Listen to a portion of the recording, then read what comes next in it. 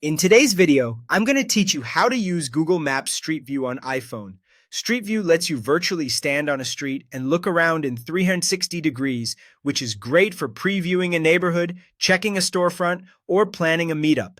Make sure you have the Google Maps app installed and a solid internet connection so imagery loads quickly. Now let's start with the fastest way to jump into Street View. Open the Google Maps app, search for the place you want to see, like a landmark or a business, or press and hold on the map to drop a pin.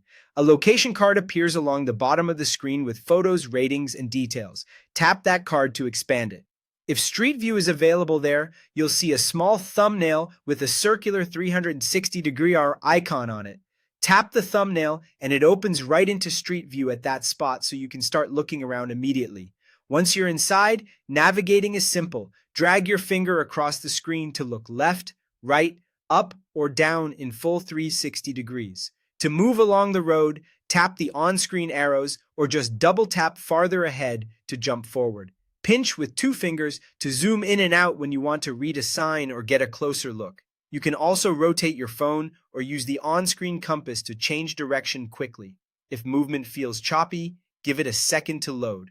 Street View imagery streams in as you go. You can also enter Street View straight from the map. Open Google Maps and find the street or road you're interested in.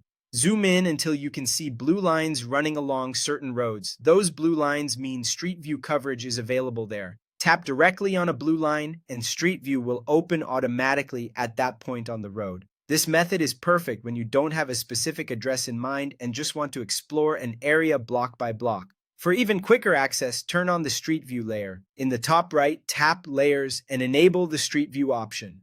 The map will highlight all the places you can enter so you can spot coverage instantly and jump in with a single tap.